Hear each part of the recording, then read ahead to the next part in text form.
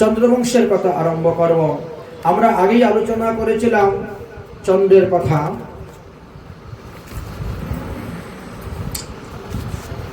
গর্ভশায়ী বিষ্ণুর পুত্র হলেন ব্রহ্মা, ব্রহ্মার পুত্র অত্রিমণি, অত্রিমণির চোখের জল হইতে চন্দ্রের উৎপত্তি হয়েছিল। আর চন্দ্রের পুত্র হলেন বুধ। চন্দ্র গুরুপত্নী বৃহস্পতির পত্নী তারাকে হরণ করেছিলেন, তার গর্ভে বুধের জন্ম হয়েছিল। বুধ থেকে পুরুরবা জন্ম নিলেন, পুরুরবা থেকে আয়ু, আয়ু থেকে নহুষ, নহুষ থেকে যজাতি, যজাতি থেকে যদু, যদু থেকে পৃষ্ঠা,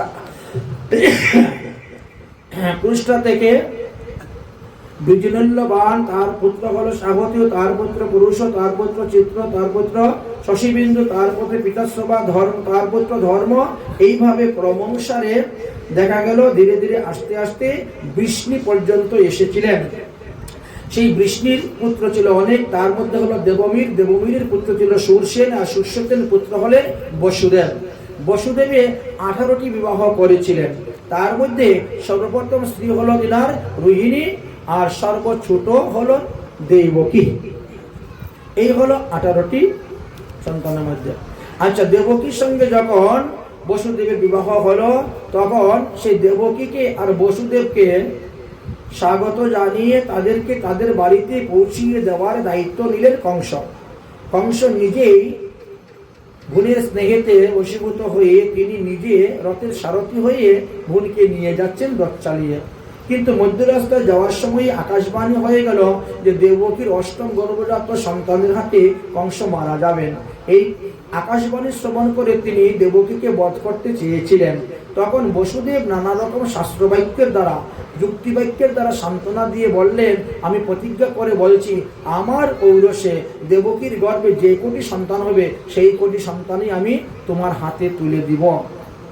কংস জানেন যে বসুদেব সত্য সত্য কথা বলেন, তিনি কখনো মিথ্যা কথা বলেন না। এই জন্য ঠিক আছে, প্রতিজ্ঞাবদ্ধ হয়ে গেলেন, চলে গেলেন। বসুদেবের ঔরসে দেবকীর গর্ভে প্রথমে একটি সন্তান হলো। নাম রাখলেন কি? তার কীর্তিমান। সেই নাম রেখে কীর্তিমান তাকে তখন কাপড়ে ঢাকা দিয়ে নিয়ে এসে কংসের হাতে দিয়ে দিলেন। কংস, এই দেখো আমার প্রথম সন্তান। কংস তখন চিন্তা করলো, আকাশবাণী হয়েছে দেবকীর অষ্টম গর্ভজাত সন্তানের হাতে আমার মৃত্যু, তো আমি কেন প্রথম সন্তানটাকে বধ করব, আর কেনই বা আমার বোনের কুলটা কালি করব?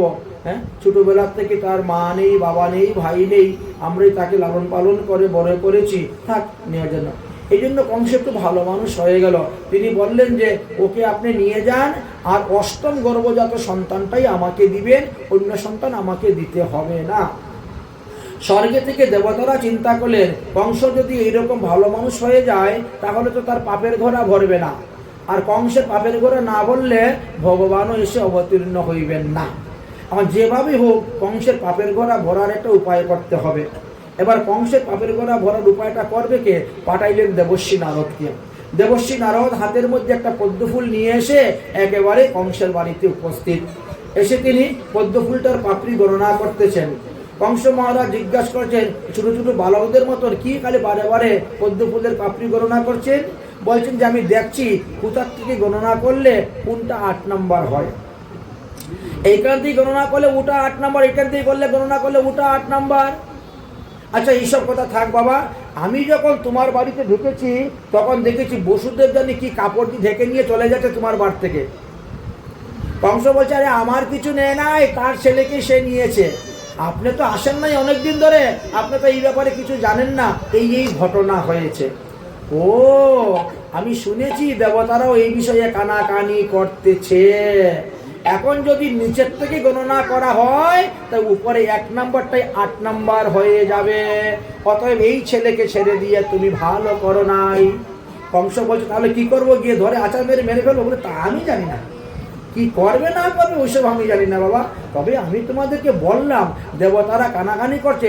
সমস্ত দেবতাগণ অন্ধবংশ, বৃষ্ণিবংশ, ভুজ বংশ, সাত্তত বংশ, কুকুব বংশ আর যদু বংশে এসে জন্মগ্রহণ করেছে তোমাকে মারার জন্য।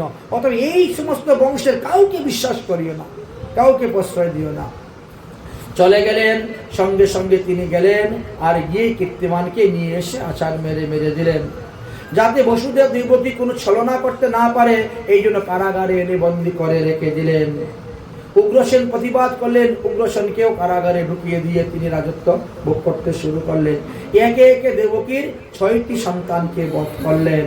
সপ্তমী আসলেন বলরাম, সপ্তমে শঙ্কর্ষণ ভগবান আসলেন এবং তিনি ভাদ্র মাসের শুক্লপক্ষের ষষ্ঠী।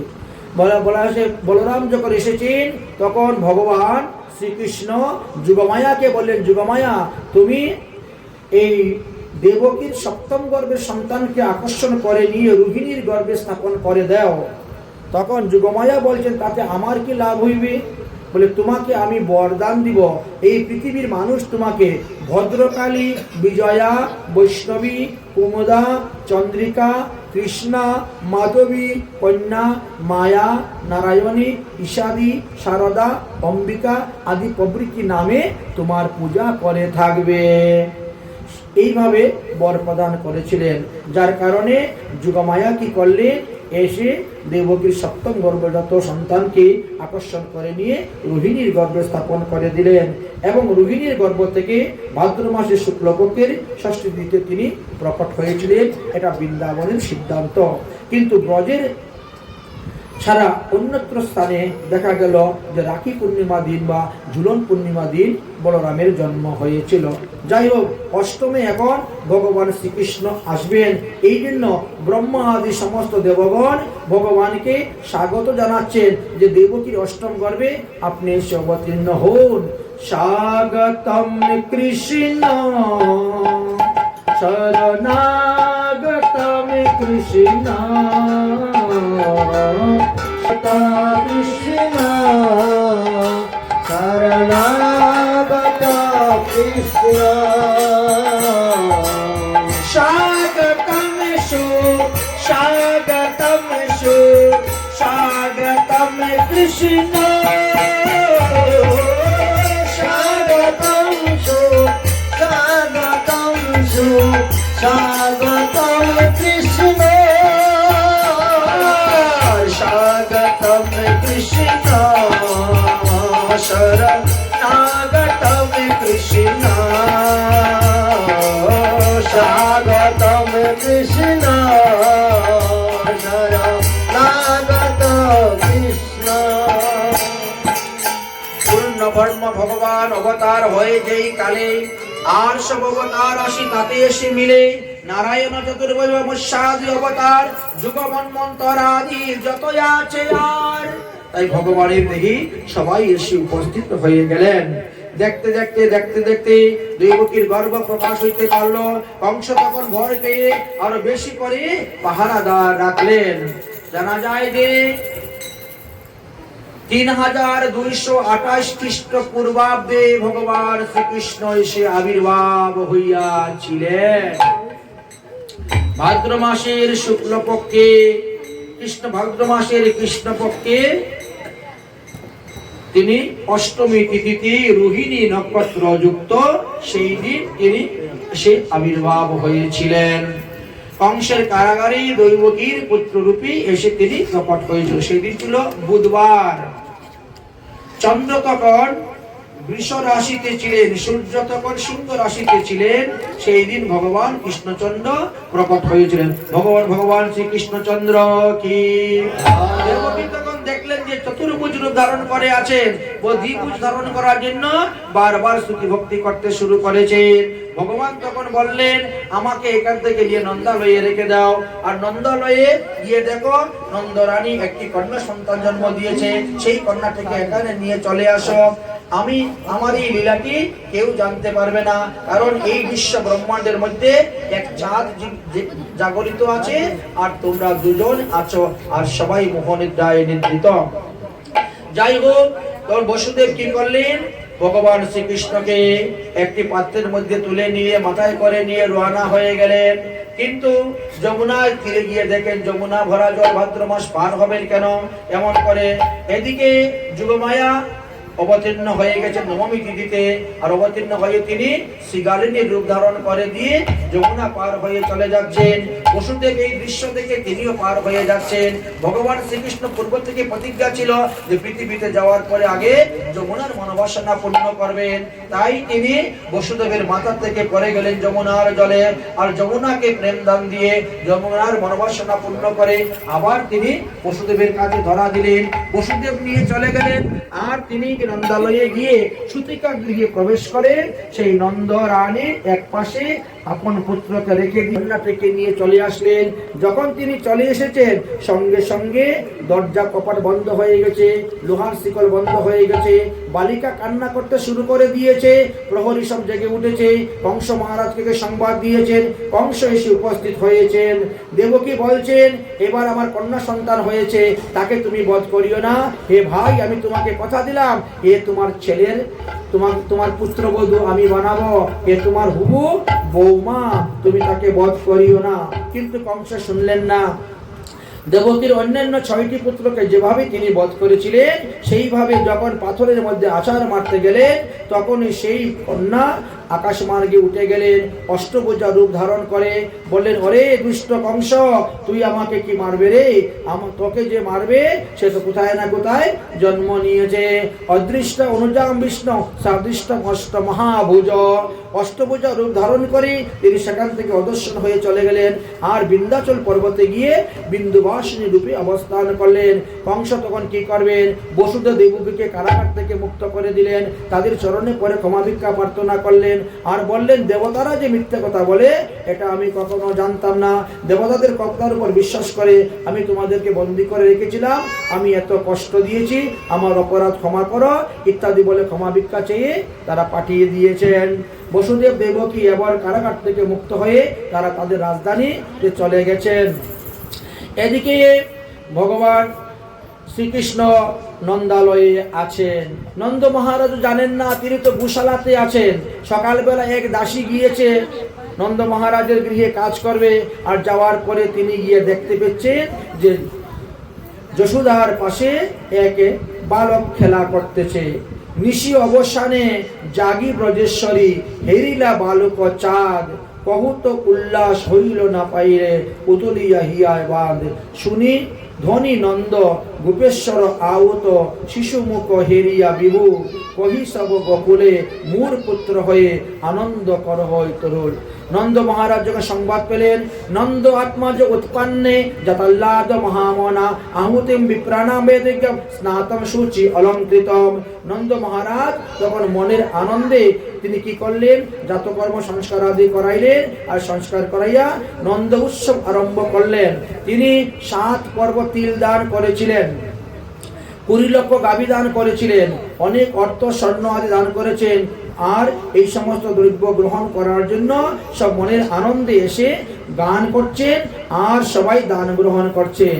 বলেন, গোবিন্দ গোকুলে আয়ো, গোবিন্দ গোকুলে আয়ো, গোবিন্দ আয়ো, গোবিন্দ গোকুলে আয়ো, আজ গোবিন্দ গোকুলে আয়ো, গোবিন্দ গোকুলে আয়ো, গোবিন্দ গোকুলে আয়ো, গোবিন্দ গোকুলে আয়ো। ও নন্দ ভবন মে নবদ বাজে, নন্দ ভবন মে নবদ বাজে, ও নন্দ ভবন মে নবদ বাজে, নন্দ ভবন মে নবদ বাজে। আরে মঙ্গল মধুর বাজাইও, গোবিন্দ গোকুল আয়ো, গোবিন্দ গোকুল আয়ো, গোবিন্দ গোকুল আয়ো, গোবিন্দ গোকুল আয়ো, গোবিন্দ গোকুল আয়ো। কৃষ্ণ গোকুল মথুরা নগরী, কৃষ্ণ গোকুল মথুরা নগরী, বিচিমে বেগে তেগে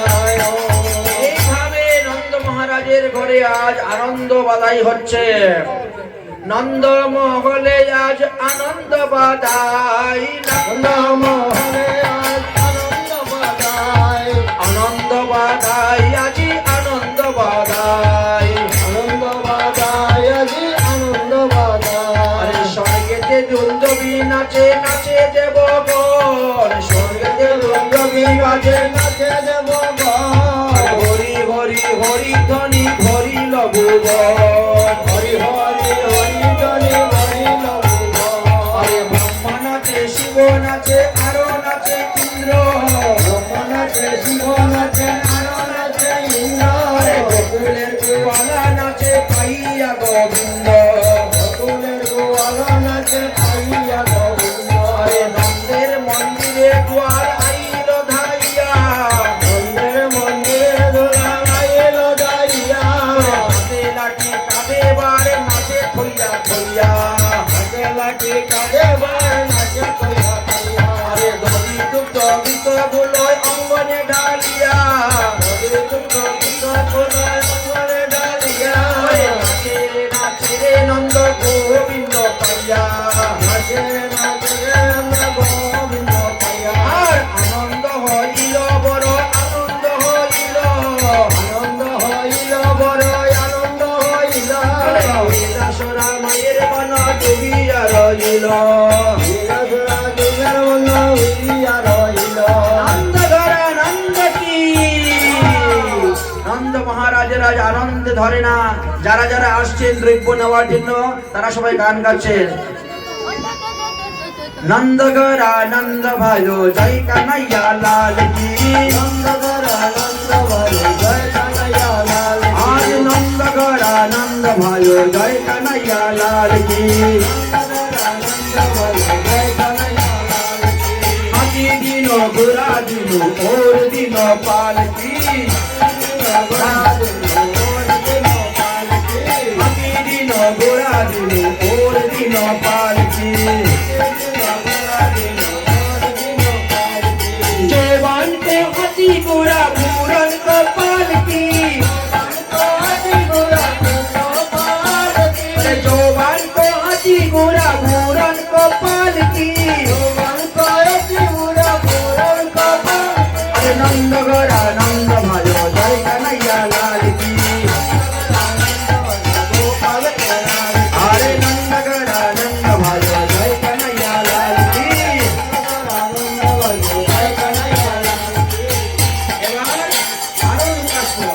लाला जनम सुनी आई जसोदा मैया दे दे बधाई, लाला जनम सुनी आई जसोदा मैया दे दे बधाई, लाला जनम सुनी आई जसोदा मैया दे दे बधाई, लाला जनम सुनी आई जसोदा दे दे बधाई मैया दे दे बधाई, दे दे बधाई मैया दे दे बधाई, दे दे बधाई मैया दे दे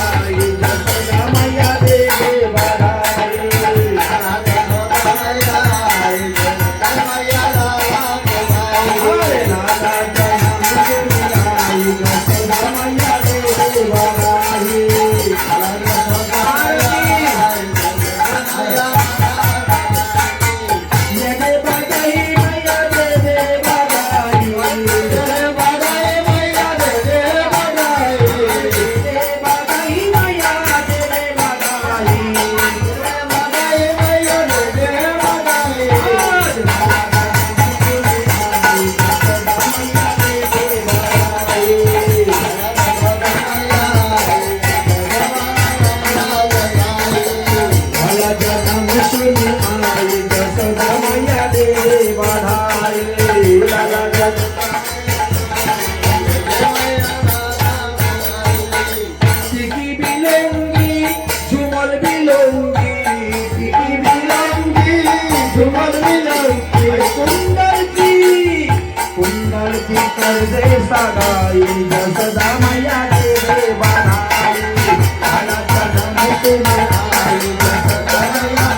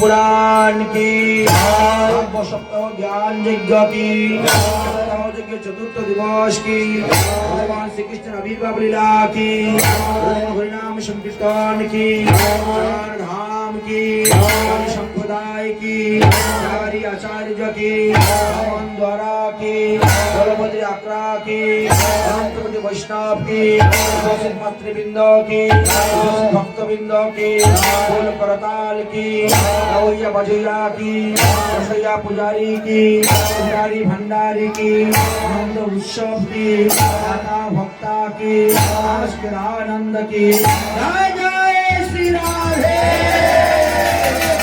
जय गौर हरि